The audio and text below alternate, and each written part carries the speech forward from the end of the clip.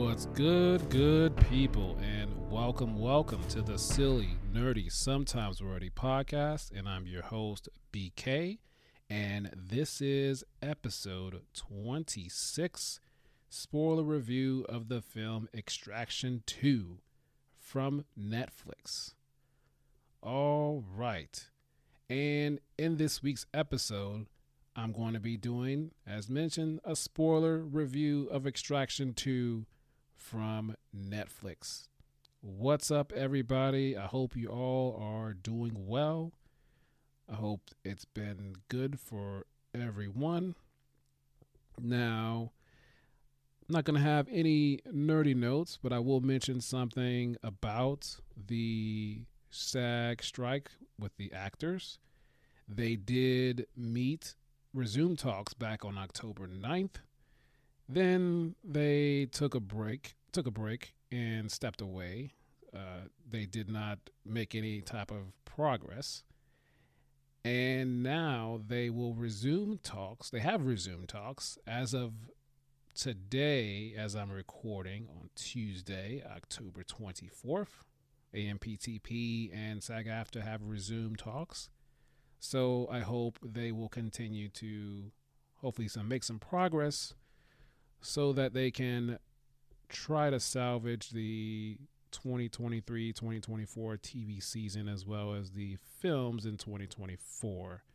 But we'll see how that goes and hope for the best, that they'll get something resolved soon, right before the holidays or immediately after the holidays. Okay. That's it for news. There's some other stuff I want to mention, but I'm just going to get right into this film review. Now, this Extraction 2 film, like I said, it's on Netflix, and I understand that, yes, it was released back on June 16th, 2023 on Netflix. However, it's been on my list, and I haven't been able to get to it. And we were recently able to watch it last week. So I wanted to talk about it. I enjoyed this film. And so, yes, the sequel to Extraction, the first one, starring Chris Hemsworth, a.k.a. Thor, in all of the Thor films and his appearances in the many MCU films. He's done a lot of other stuff as well. But, yeah, so Chris Hemsworth is in this. The director is Sam Hargrave. It's also written by Joe Russo of the Russo brothers. Of course, we know him from directing Infinity War, Endgame, Captain America, Winter Soldier, Civil War. So, yes, having that influence in there was pretty good. Now, this film, I enjoyed it very much, and the way it was done is very distinctive. It was very unique, the way it was filmed. The story was interesting. It kind of picked up where it left off with the first one. The nuts and bolts of this is that Chris Hemsworth's character, Tyler, is kind of semi-retired, but he's eventually brought back in. He has to pretty much go and save this family in this Georgian prison and get them out. And the family, like I said, sorry, this is spoiler review. So the movie's been out since June 16th. So anyways, the family turns out being his ex-wife's sister's family that he's saving. So that's interesting. So this story was interesting, and it had layers. And also, there was the ex-sister-in-law and the two kids, and there was an interesting kind of arc with the young son. But this film, there was not much that I didn't like or thought was all right.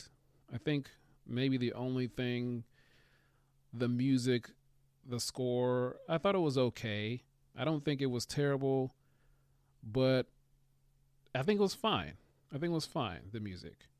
Now, like I said, the way this film was shot, it was very interesting. It kind of felt like, I don't know the proper cinematographer terms, but it felt like it was handheld, and I believe a lot of it was handheld because you could see a lot of the shots were behind the actors and just you just got up into you. So the way it was just very interesting. And also there's one 21-minute continuous one shot of the scene where he goes in to break out the family from the Georgian prison all the way till they get out. And this is kind of a continuation. In the first film, the director had a 12-minute continuous shot in that film, so he kind of upped the ante in this one. And also, I found out a fun fact that to get this continuous one shot, 21-minute action sequence rescuing the family from the Georgian prison out, it took 400 extras to get this thing done. So I thought that was pretty cool. But the action sequences overall, it was just gritty. It was raw.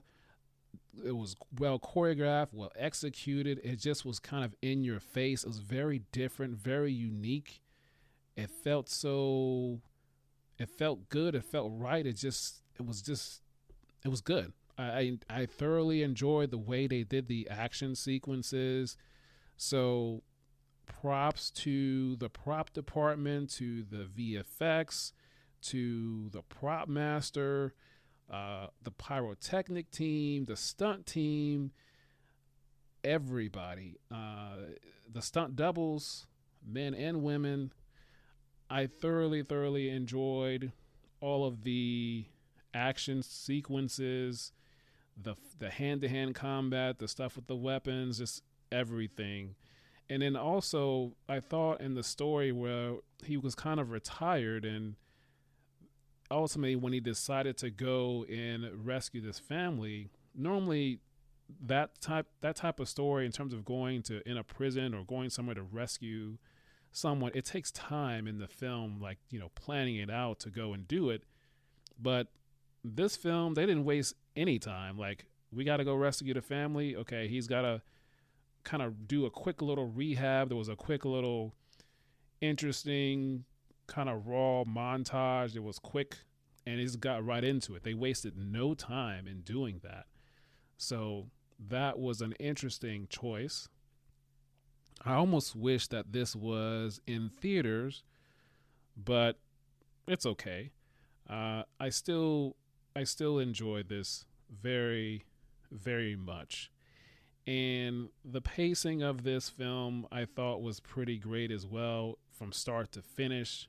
I don't think there was any slow pacing as well. The rhythm, it was good. And then when it was slow in terms of the dialogue and the emotional beats was good as well. There wasn't a lot of comedy. I think there was maybe, for me at least, one piece of comedy at the very, very end. I thought it was pretty funny. And let me see, just going through my little notes, and yeah, I just enjoyed this. I enjoyed this film. And also it was cool to have, there was a couple, like I said, I mentioned earlier, Marvel connections with Joe Russo writing this film.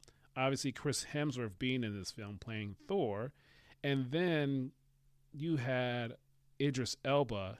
He was only in 2 scenes in the movie, but the 2 scenes he was in at the beginning, kind of the beginning, and at the end, they were very impactful.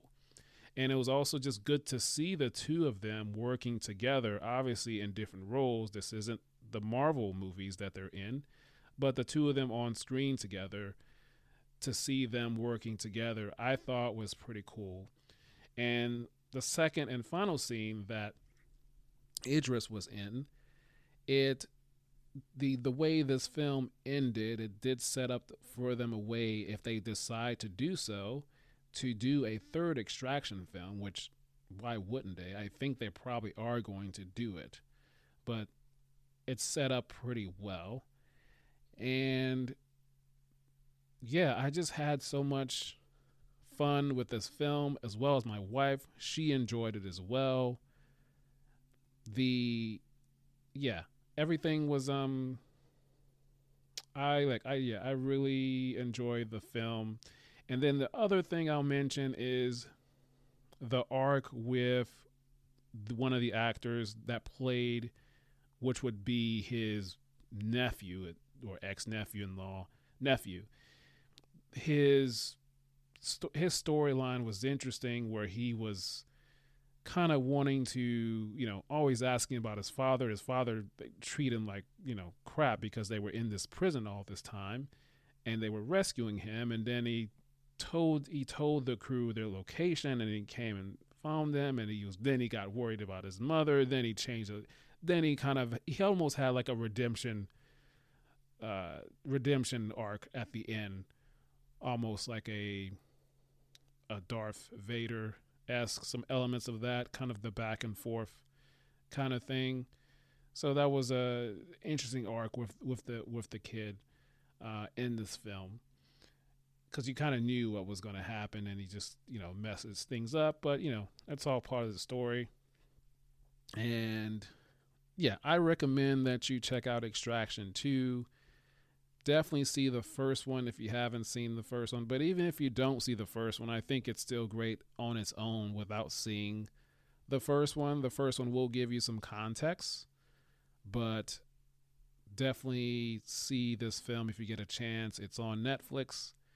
Like I said, I know it came out June 16th. However, I still wanted to do this once I saw this. It was on my list. So this is something I'm going to try to do more of.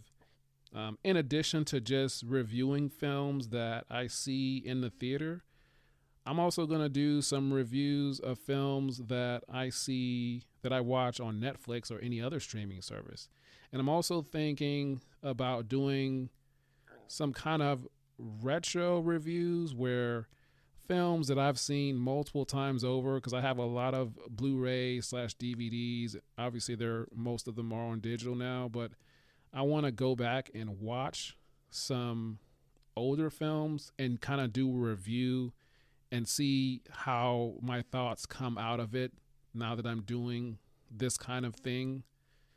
For instance, if I go back and watch the first and second Hunger Game movies, like, what am I going to say about it? I love those movies, but like my thoughts on it and kind of going through that process. So that's something I think I'm going to do moving forward when I get a chance to do it. So I just have to plan that out. But in terms of bringing it back to this movie, to Extraction 2, I recommend it. It's a good, fun action flick. Good story, good story, and yeah, check it out on Netflix. And let me see. Like I said, the only thing was the music was okay, wasn't great, but it wasn't terrible either. So I think the score was fine. The action stuff was just off the charts here. And props to everybody that worked on this film. So really, really great. And that's all I have for you today. That's all I'm going to say about this film. And we're coming to the end here, so please check this pod out. We are on Google Podcasts, Apple Podcasts, Spotify, iHeartRadio, Pandora, Amazon, Audible, and many other places. I'm also on the Wisdom app at JamesW24. And yeah, tell your friends about it, share it, like it, subscribe, and thanks for listening. It is very, very much appreciated. And before I go, There is one more thing that I would like to do, and per my analytics on the podcast hosting site that I use at the moment, I just want to shout out all of the countries that have at least downloaded and or listened to a full episode. I just want to shout them out. So first of all, the United States. Thanks for everyone that's listening in the U.S. Also, I want to give a shout out to the folks in Senegal, folks in Poland, Luxembourg, and the United Kingdom. Also, Uganda, Germany, Canada, the Netherlands, Australia. Thank you so much for all of you that are listening across the globe in all of the different countries. It is very, very much appreciated. So I just wanted to shout all you guys out. Again, the United States, Senegal, United Kingdom, Uganda, Germany, Canada, the Netherlands, Australia, Poland, and Luxembourg. Thank you for listening. Hope you keep listening. And until next time, we will talk soon.